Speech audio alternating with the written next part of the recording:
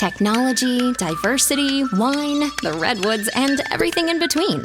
Welcome to the Northern California Bay Area, and one show takes you inside the real estate that makes it all happen. This is By the Bay.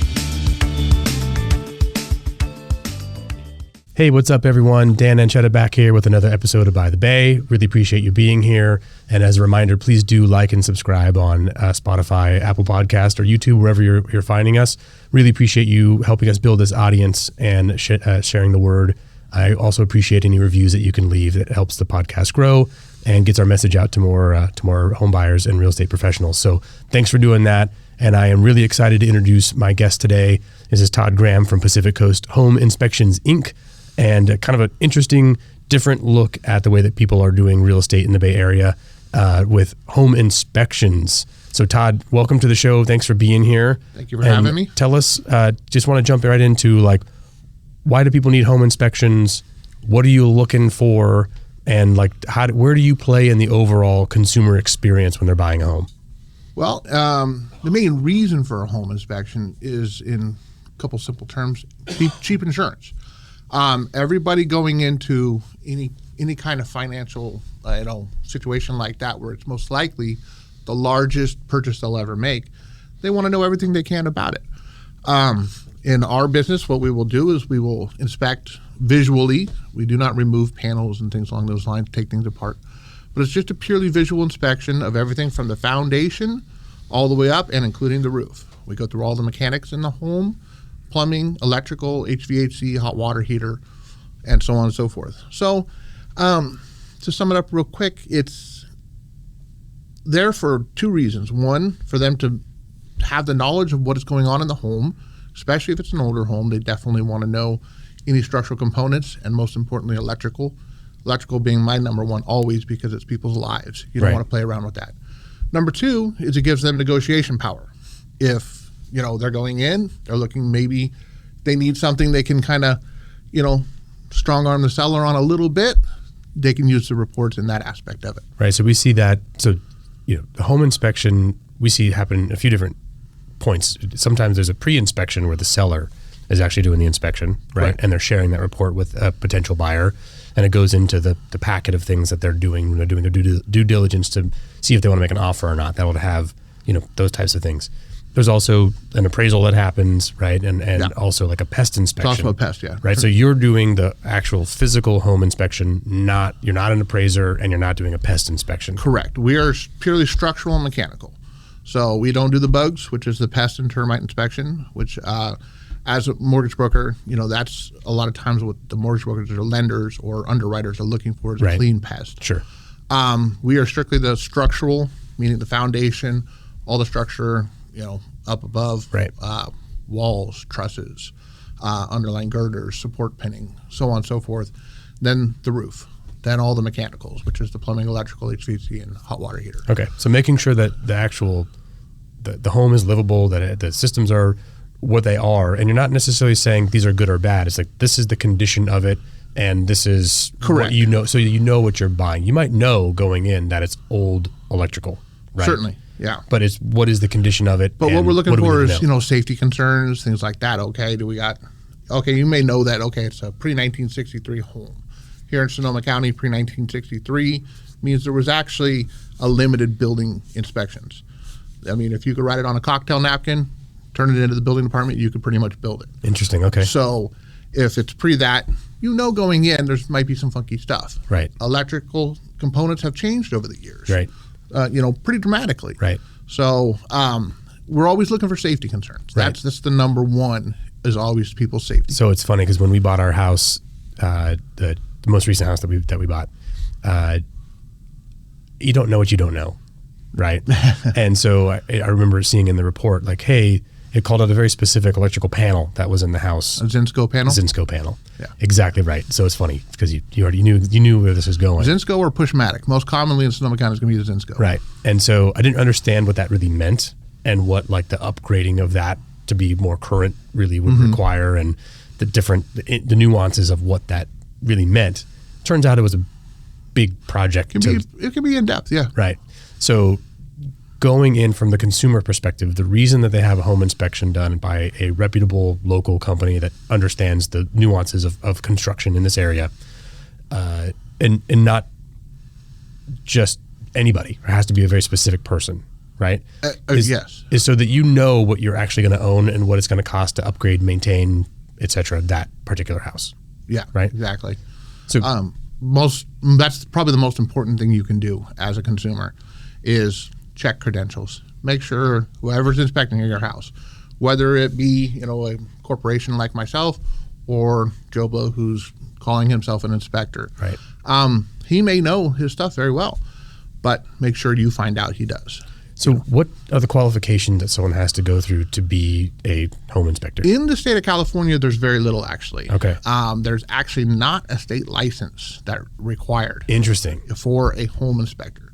We're actually covered under the handyman statute because most home inspections are below $500, or at least they used to be. Okay. They're pushing over that now. So if you're spending less than $500 on a particular job, you don't have to have a license for any kind of handyman doing small jobs. So so I could be a home inspector tomorrow, as long as I'm charging under $500. You could. Now, if you want to get insurance, which let's hope everyone out there doing the job as a home inspector has insurance. Okay.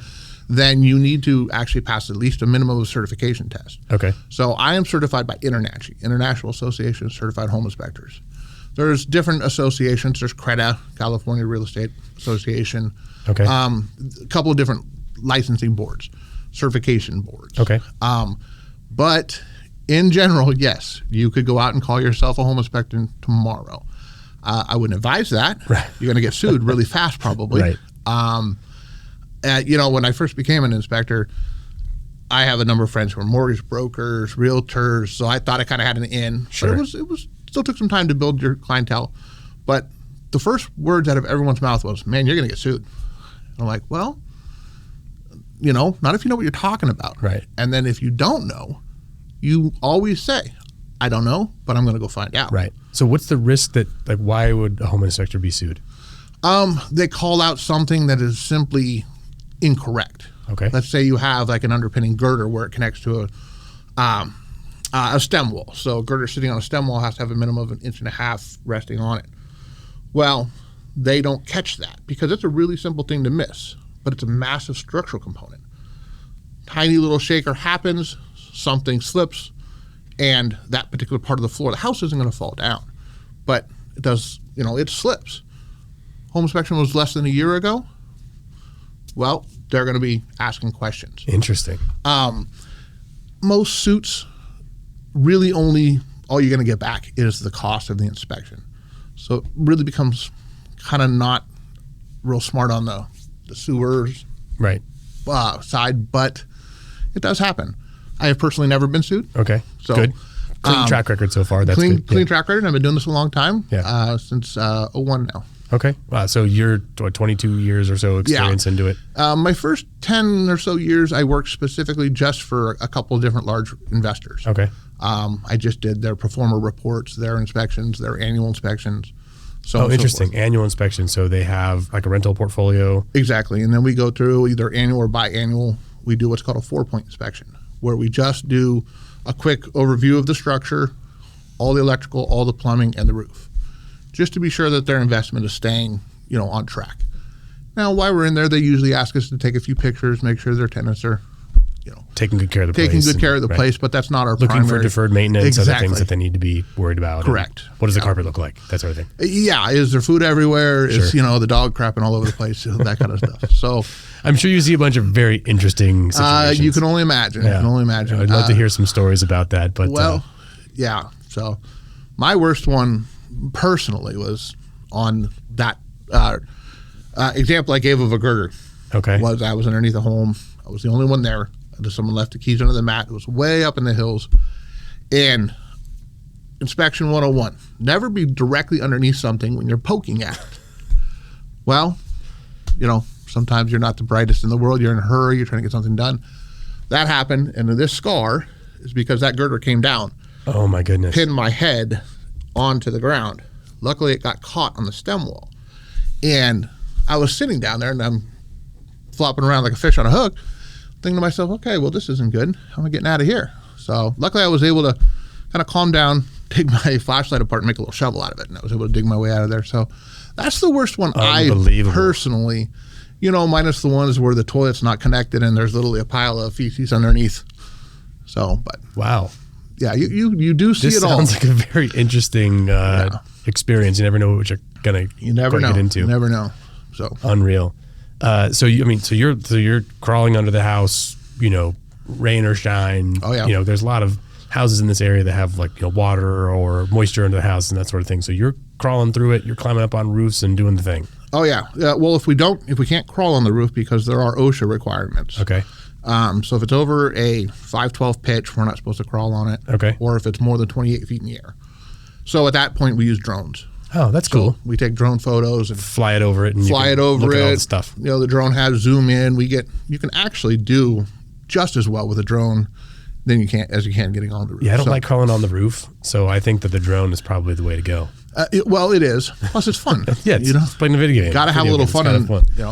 As for crawling under the house, unless there is a strong smell of feces and urine, or if there's more than a couple of inches of water. If I have to swim through it, usually we'll say, okay, maybe we should come back after it's come down a little bit. Sure. Or we have to leave that part out. Right. Other than that, this is a dirty job sometimes.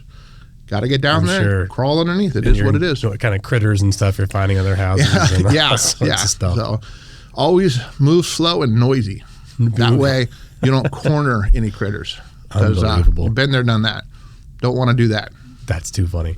So what are the most common things? So this show is really about people who are looking to buy houses or investing in real estate. From your perspective, what are the things that they should be looking at if they're going to buy a house? What do they need to be really focused on where they really save or can spend a lot of money if they don't do it right? Does that make sense? Yeah. In general, you're always looking for the small signs of deferred maintenance. One easy way to do that is go around and look at the edges of the windows. Are the edges of the windows, is the caulking all separated and spreading apart, the paint starting to fade?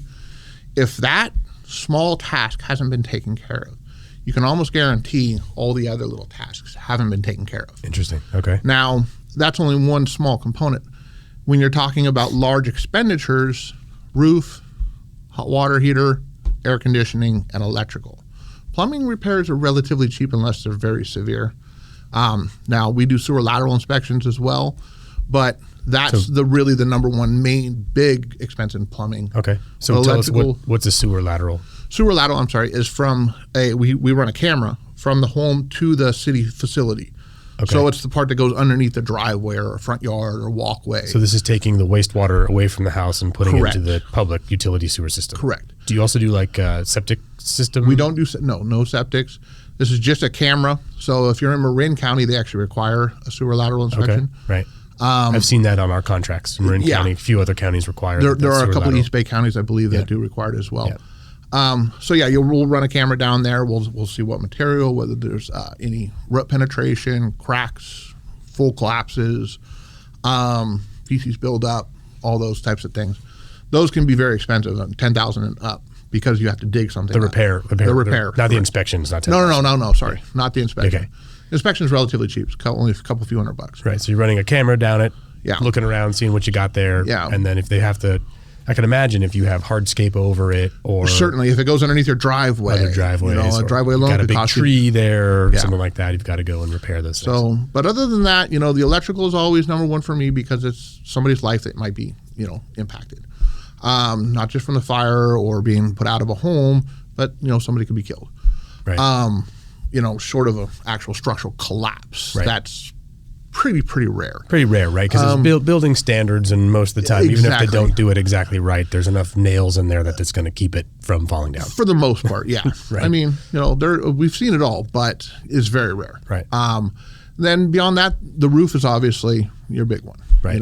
Especially years like this year, you definitely need to have that roof over your head. Yeah, absolutely. Yeah, we actually just put solar on our roof and redid the gutters and a bunch of other things, and I'm out there looking to make sure everything. It's the first major rain since we had this work done, so it's like anyone putting solar on the roof, I would definitely recommend having a professional roof inspection done. A lot of roofing companies will do them for super cheap. I do them only a couple $100, but you don't want to go through the expense of putting solar on your roof, then finding out 2 years later it all has to be removed at your expense, and then put back on at your expense. For sure. So, that's just one thing, especially with the push for solar these days. Yeah, we tried to match the length of time we had left on our roof with how long the solar array contract will last, essentially. Right? There you go. It's like 25 years on both of them, something to that extent. Yeah. Well, it's rare that you can do that. We had good timing. That is good timing because, a lot of people will get stuck in that situation, sort of that paradox of, I got 7 to 10 years left on the roof. Right. Well, but I want solar now. I don't want to wait 7 years. So do you do it early? What do I do? Right. So, because a roof's not a cheap expense. No, it's pricey. Yeah. So, you got to weigh those options. Whatever your finances is going to be what ultimately makes that decision for you. And in your report, you're kind of outlining what it's going to cost to repair these things? We don't give estimates. Okay. So that's one thing that differs between us and pest inspectors. Okay. So the way our certifications or licenses work, if you follow them 100%, my association says that I cannot contract on a home that I've inspected within 12 months of inspecting it. A pest inspector, who are licensed by the state of California, their licenses do say that they can go right ahead tomorrow and inspect or contract on that home after inspecting it.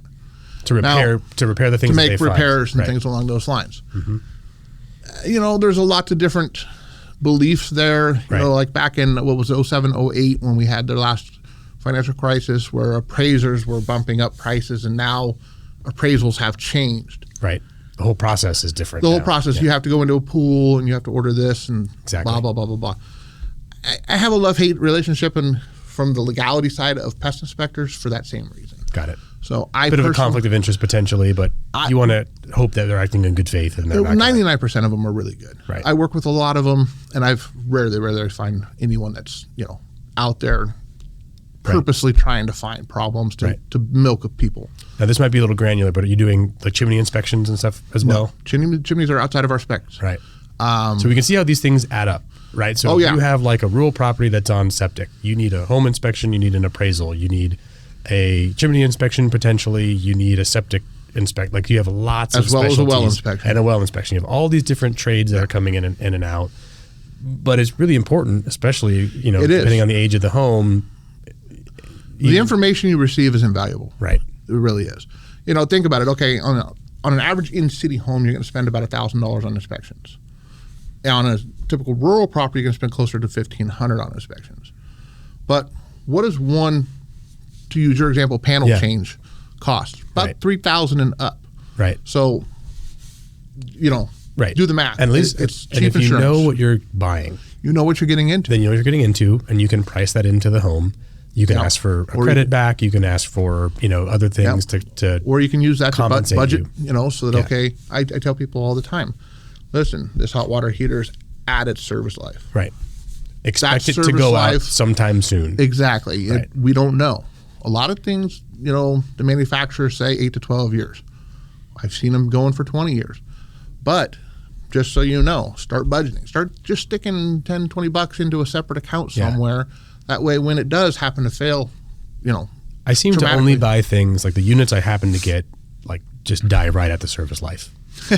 Like it's the stove, it's the washer, all that stuff. Like this should last 10 years. Like on the 10-year anniversary, it dies. That's like the car. When the warranty's up, the radiator goes out. There's a reason why they have that time period on designed obsolescence. That's exactly it. So. Talk to me about new construction. We're seeing a lot of new construction that's coming up in the area. There's big developments happening in Roner Park and Petaluma and kind of the surrounding neighborhoods.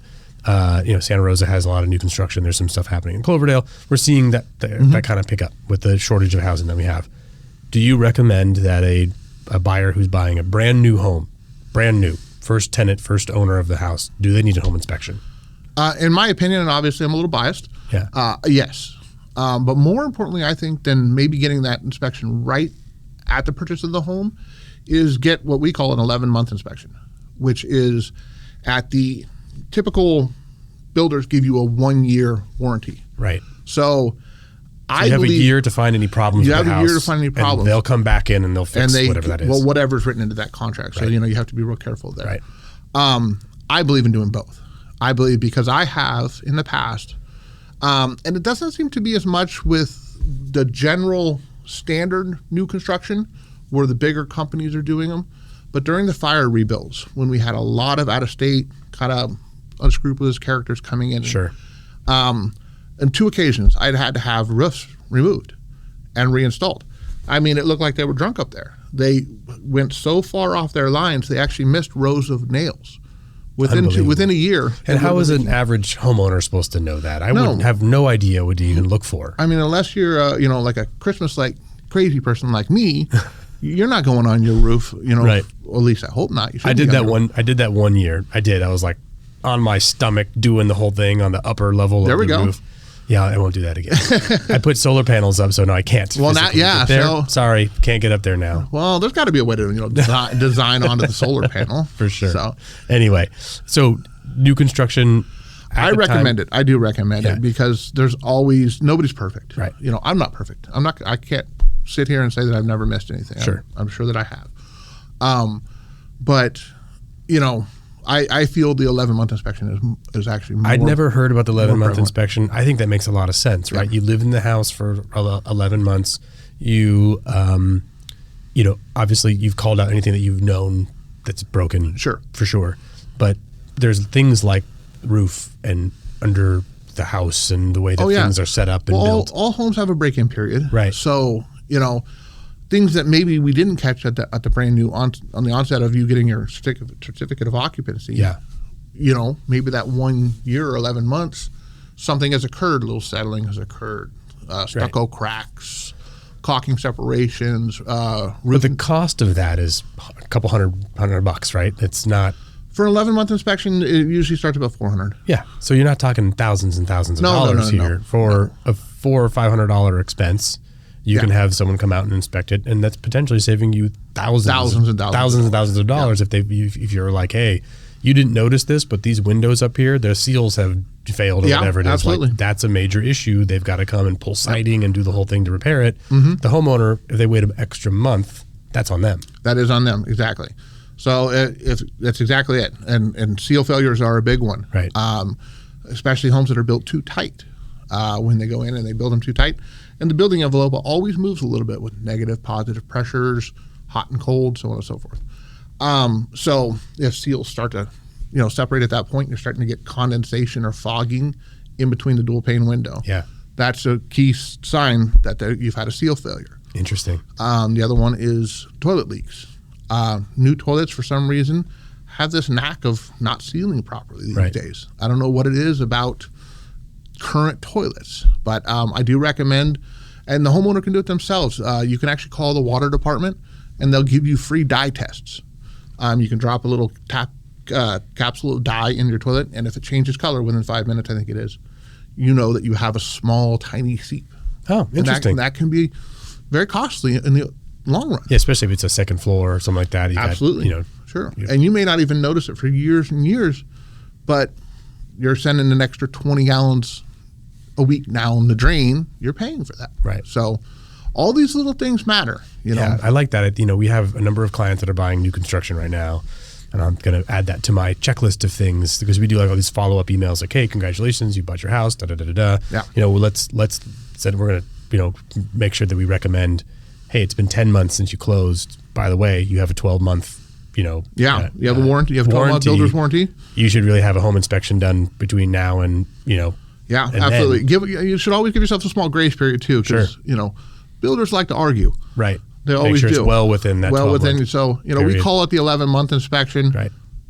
9 or 10 months is probably a better reference. That's really great advice. I appreciate that. That's a great takeaway from this. I appreciate that, and we're going to make sure we add that to our process for anyone who's doing new construction. Also, like home warranties, if you are buying a resale house, right? A lot of times those 1 year home warranty covers a lot of the systems of the house. Right? Yeah, they do. Right. I'm not an expert on home warranties. Yeah, of course. But I believe most home warranties, you buy them by the annual, right? Yeah. And So, I would recommend if you're getting a home warranty that you keep them for much further than 1 year period. I would keep it personally for about a 5-year period. Yeah, they can extend those. A lot of times we see our realtor partners are gifting, the first year to the homeowner, and then the homeowner can extend those on their own purchase. They can extend those for a longer period of time. But it does cover a lot of the common systems for ongoing failure. We've had clients that have really actually used them.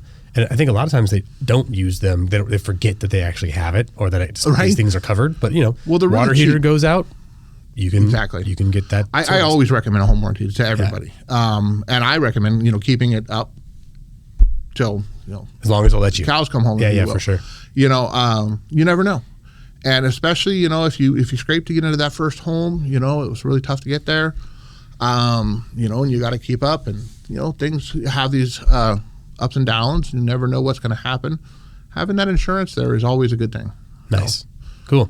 What else should a homeowner or a real estate professional know about the process that you guys go through in home inspection, and and some more advice for those folks looking at making their first home purchase?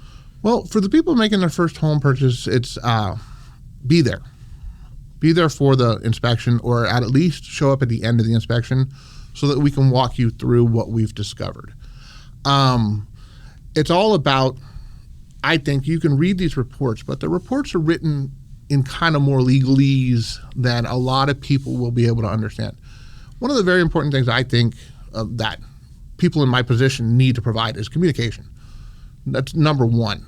Communication for people that get that report, they don't understand it. Call me. I'm always here. I don't care if somebody else wrote the report, some other company did it. Call me. I'll even explain it to you. Doesn't matter to me. I feel, you have to have a genuine want to help people. You got to be and plus it's sort of fun. We get to be little detectives. Right. But you're going to get in there with them, open up the stuff and show them what you found. Exactly. They need to see it. That way we can explain, exactly what's happening. A lot of times you'll get people in a report, it'll say, a crack in a foundation. Well, okay, what kind of crack? Was it just a straight vertical crack, standard, hairline settling crack that exists in almost every foundation out there? Or is it a horizontal actual separation, something going on crack? So, you can't just, gloss over these things. It's all about being there, asking questions, getting the information that's needed. Okay. And then people in my position, communicating that to them.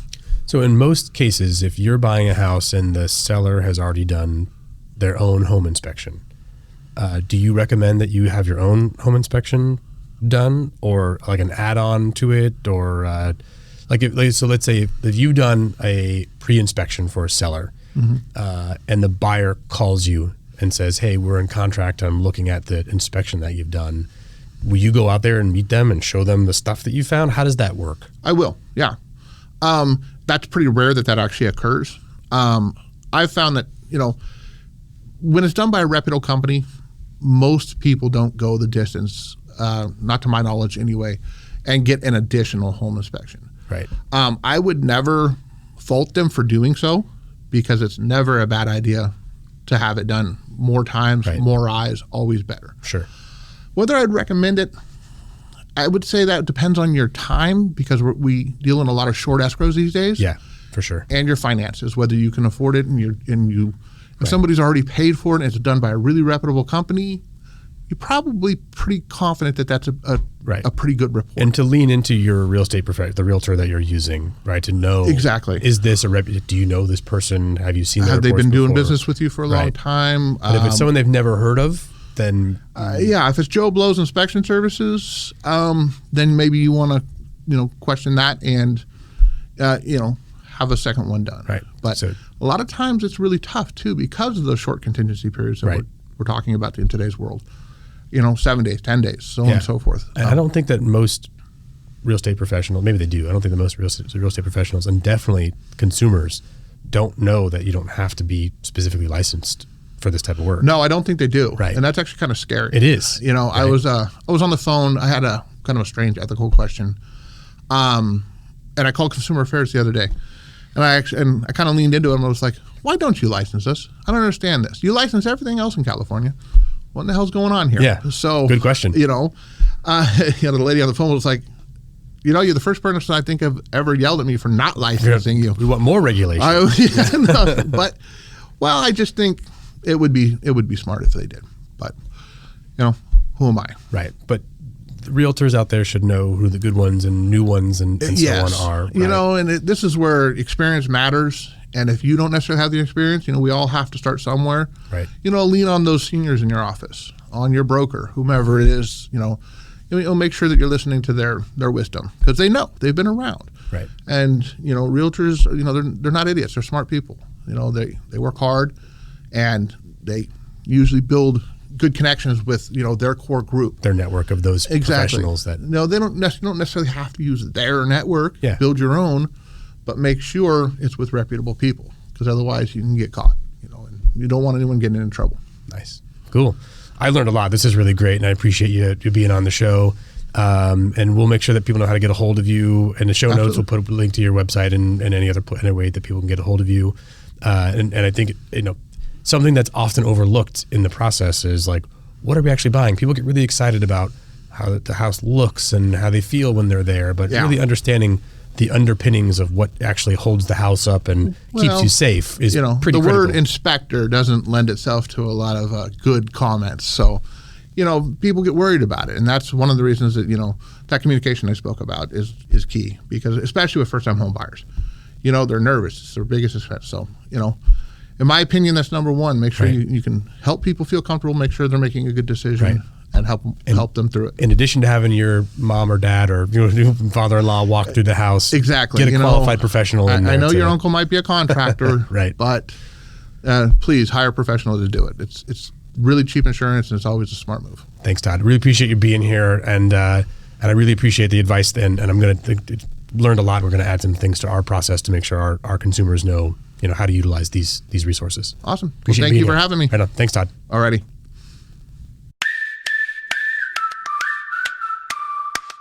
Stay up to date with Bay Area real estate. Hit subscribe now if you haven't already. Did you enjoy this episode? We love reviews in the Apple Podcasts app. We'll read yours on the show. This is By the Bay.